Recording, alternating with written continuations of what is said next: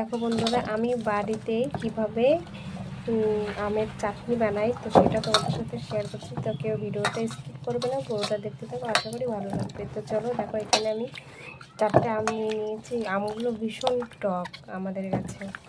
তো চলো, তো দেখো আমি আমটা কাটছি। আমি আমটা কেটে তারপরে তোমাদেরকে আবার দেখাচ্ছি। তো আমটা আমার ছোলা হয়ে গেছে, তো আমটা আটি হয়ে গেছে, তো আমি আটি সমেতই চাটনি করবো। দেখতে পাচ্ছ ভিতরে হলুদ হলুদ হয়ে গেছে।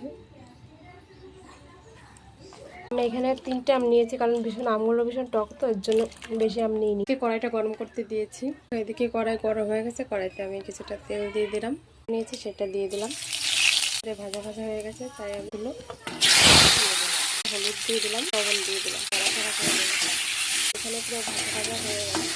এবার আমি একটু জল দিই।